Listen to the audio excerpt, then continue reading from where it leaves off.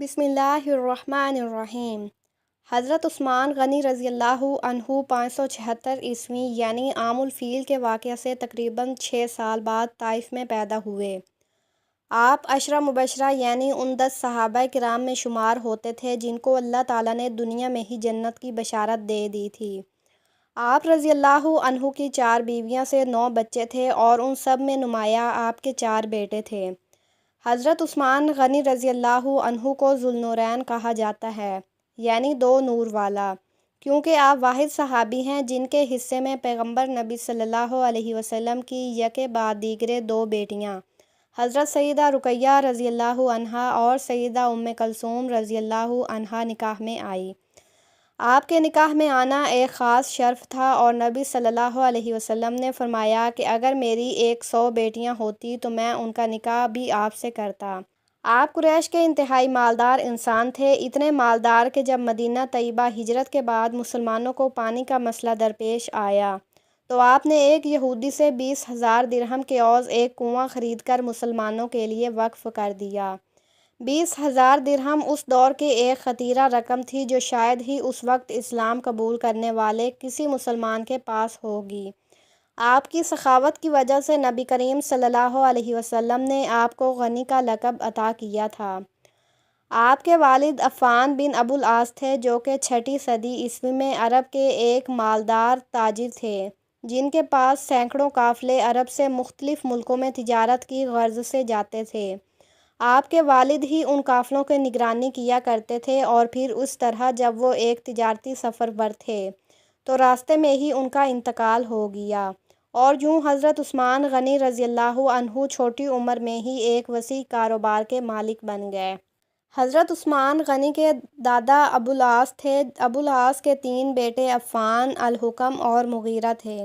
یعنی حضرت عثمان غنی کا شجرہ یوں بنتا ہے: عثمان بن عفان بن ابو العاص بن امیہ۔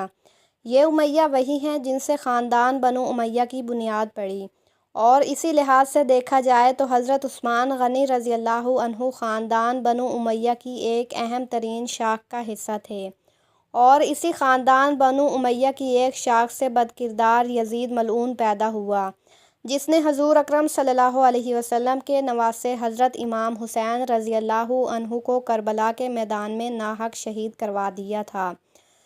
الحکم اور المغیرہ آپ کے سگے چچا ہیں۔ جب ان کو اپنے بھتیجے کے اسلام قبول کرنے کے بارے میں علم ہوا تو انہوں نے آپ رضی اللہ عنہ پر ظلم و ستم کے پہاڑ توڑ دیے، حتیٰ کہ وہ آپ کو کچی خال میں لپیٹ کر آپ پر تشدد کراتے تھے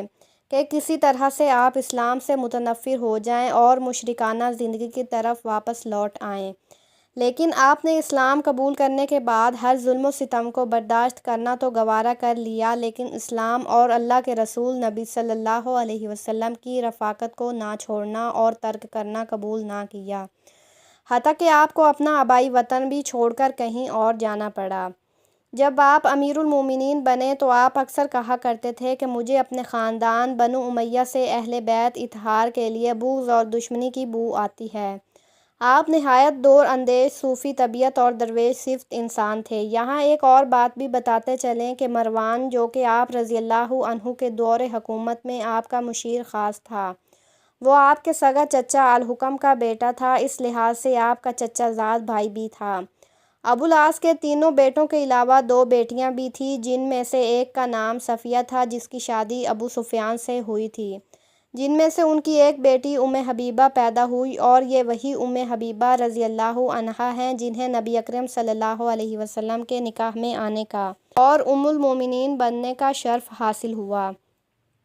یعنی ام حبیبہ بھی رشتے کے اعتبار سے حضرت عثمان غنی رضی اللہ عنہ کی چچی زاد بہن تھی۔ اگر بنو امیہ کے سب سے اہم اور حکمران خاندان کی بات کریں تو اس خاندان کا جد امجد حرم بن امیہ تھا جو کہ ام المومنین حضرت عثمان غنی رضی اللہ عنہ کے خاندان کے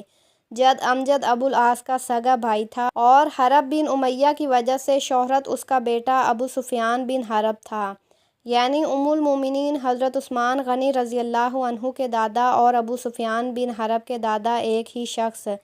یعنی بنو امیہ بن عبد شمس ہیں۔ ابو سفیان نے فتح مکہ پر اسلام قبول کیا تھا، لیکن اسلام قبول کرنے سے پہلے وہ نبی کریم صلی اللہ علیہ وسلم کا سب سے بڑا دشمن تھا۔ آپ حضرت امیر معاویہ کے والد اور یزید ملعون کے دادا تھے۔ دوستو، ذرا غور کریں تو معلوم ہوتا ہے کہ امیہ بن عبد الشمس کے ایک بیٹے سے امیر المومنین حضرت عثمان غنی رضی اللہ عنہ اور مروان بن حکم کا خاندان نکلتا ہے، اور یہ سب بنو امیہ ہی کہلاتے ہیں، جو تقریباً ایک مدت تک حکمرانی میں رہے۔ لیکن بنو امیہ کی وجہ سے شہرت ابو سفیان بن حرب سے شروع ہوئی اور یزید ملعون پر اپنے عروج کو پہنچی۔